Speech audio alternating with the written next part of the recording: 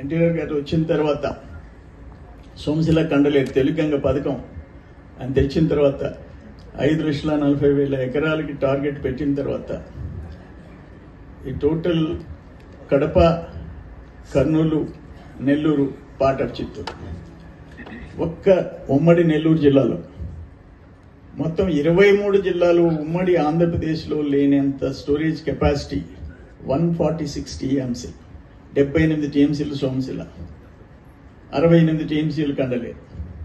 ఈయన చిన్న విషయం అంట, 146 టీఎంసీలు. ఈరోజు తమిళనాడుకి నీళ్లు ఇచ్చినా, తిరుమలకి నీళ్లు ఇచ్చినా, మనందరికీ మన ప్రాంతాలకి త్రాగునీరు వచ్చినా, సాగునీరు వచ్చినా ఎన్టీఆర్ గారికి వచ్చిన ఆలోచన అది. ఈరోజు బాబు గారు కూడా నదుల అనుసంధానం, చంద్రబాబు నాయుడు గారు కూడా నదుల అనుసంధానం చేయాలా, రాయలసీమని కాపాడాలని చెప్పేసి ఆయన కృషి చేస్తున్నారు. ఏమంటానంటే ఈరోజు జగన్మోహన్ రెడ్డి నిన్న ప్రెస్ కాన్ఫరెన్స్ పెట్టాడు, దాదాపు 2.5 hours. ఏంటి, ఏం మాట్లాడుతున్నావు, ఎందుకంతా నీకు గ్రోత్ రేట్ ఘోరంగా పడిపోయింది అన్నాడు. గ్రోత్ రేట్ మొన్న ministry of statistics and programme implementation report ఇచ్చింది, నివేదిక ఇచ్చింది. ఏమిచ్చింది, దేశంలో Andhra Pradesh second place 8.21% growth rate, first place Tamil Nadu 9.31%. Tamil Nadu తర్వాత మనం ఉన్నాం ఆంధ్రప్రదేశ్. ఈ 11 నెలల కష్టం, బాబు గారు, లోకేష్ బాబు గారు, పవన్ కళ్యాణ్ గారు, కూటమి, బీజేపీ మనకు అండగా మోడీ గారు కేంద్రం నిలబడింది, సెకండ్ ప్లేస్లో ఉన్నాం. ఏం మాట్లాడతాడు, ఎక్కడికో పడిపోయింది, దేశంలో అధోగతి పట్టింది అని చెప్పేసి మాట్లాడతాడు Jaganmohan Reddy, being a former chief minister. ఈరోజు మనకి 6 లక్షల చిల్లర కోట్ల పెట్టుబడులు ఒక్క ఎస్ఐపిపిలో ఇప్పటికీ 4,95,000 కోట్ల పెట్టుబడులకి అప్రూవల్స్ అయిపోయినాయి. 4,50,000 మందికి ఉద్యోగాలు. ఒక్క రాయలసీమలో 3,19,000 కోట్ల పెట్టుబడులకి ఎస్ఐపిపి క్లియర్ అయింది. ఇప్పటికి ఎప్పుడన్నా మీరు అన్ని పెట్టుబడులు తెచ్చారా? కియా పరిశ్రమ తెస్తే అనుబంధ సంస్థ తరిమేశావు, అమర్ రాజా అనుబంధం పెట్టకపోతే తరిమేసేసావు, కృష్ణపట్నం కంటైనర్ పోర్టు తమిళనాడుకి వెళ్ళిపోయింది, ఒకటి కర్ణాటక, ఒకటి తమిళనాడు, ఒకటి తెలంగాణ. నీ పరిస్థితి అది.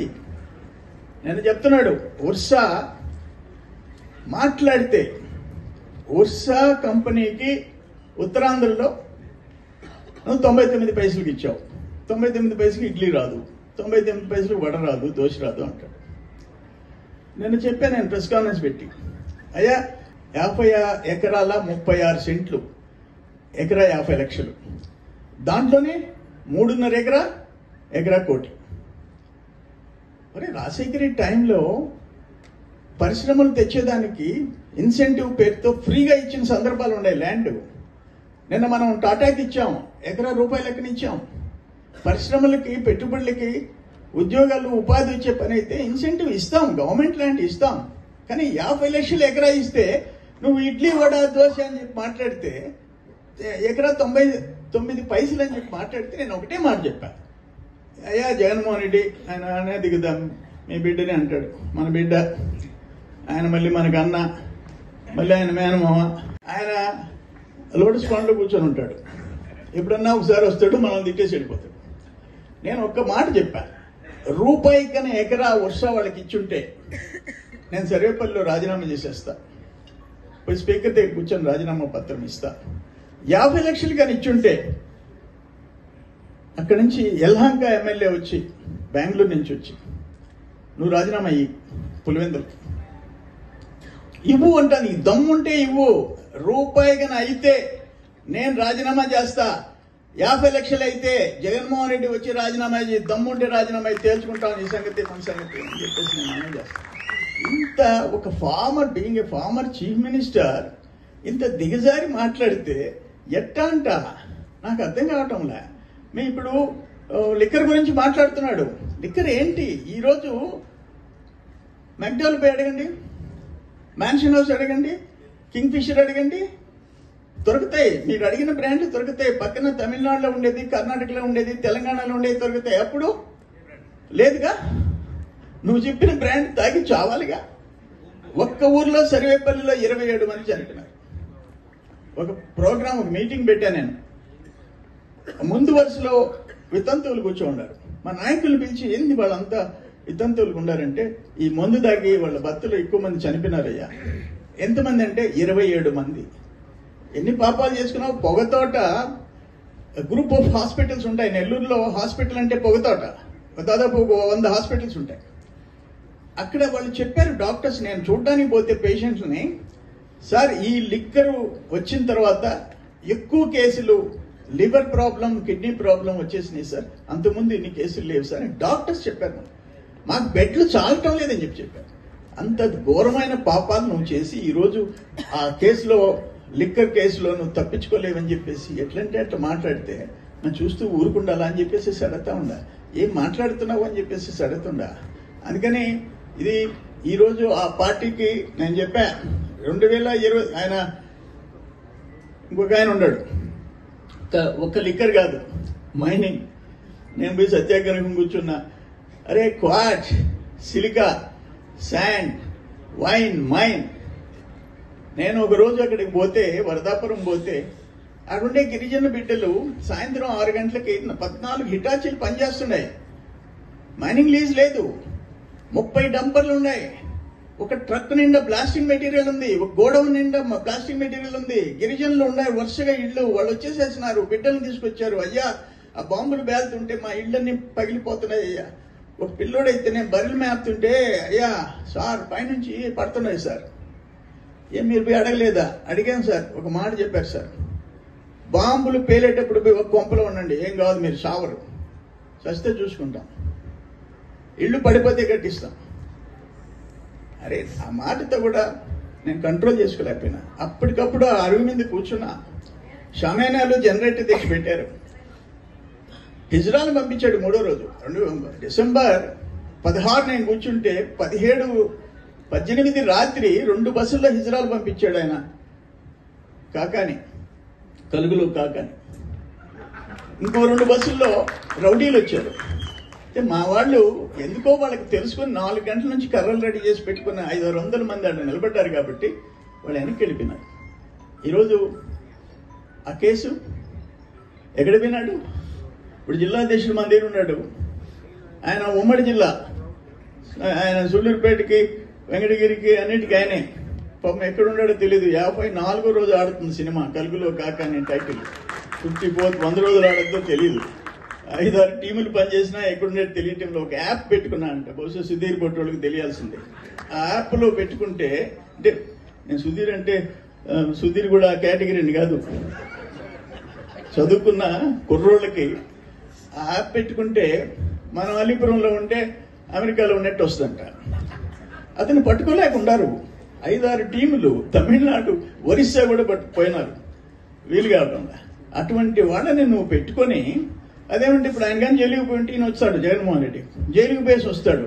కాకాని గౌతమ్ రెడ్డి చంద్రమోహన్ రెడ్డి కంటే అందంగా ఉన్నాడు, లోకేష్ కంటే అందంగా ఉన్నాడు అని చెప్తాడు. అప్పుడు చెప్పాడు కదా వల్లభనేని వంశీని చూసి వచ్చి, వంశీ చంద్రబాబు కంటే అందంగా ఉన్నాడు, ఈ నాని లోకేష్ కంటే అందంగా అంటే మగవాళ్ళ అందాల గురించి మాట్లాడింది. అందుకని నేను చెప్పాను అసెంబ్లీలో, ఎమ్మెల్యేలకి క్రీడల పోటీలు పెడితే మగవాళ్ళ అందాల పోటీలు పెట్టండి అయ్యా, మేము వాళ్ళు అప్పుడన్నా వస్తాడేమో, ఆ 11 మంది టీం అని చెప్పారు. రాలే. ఈరోజు కనీసం అసెంబ్లీకి రానంటున్నావు. 11 నియోజకవర్గాలకి శాసనసభ్యుడిగా నిన్ను ఎన్నుకుంటే నువ్వు శాసనసభకి రాకపోతే ఎందుకుండాలా? రాజీనామా చేసి పోవాలి కదా. ఇటువంటి పరిస్థితి మనం ఎప్పుడు జీవితంలో చూడలే. అందుకని అవన్నీ పడ్డాము, మీరందరూ భరించారు. తిరిగి మనం కూటమి ప్రభుత్వాన్ని గెలిపించుకున్నాం, చంద్రబాబు నాయుడు గారిని ముఖ్యమంత్రిని చేసుకున్నాం.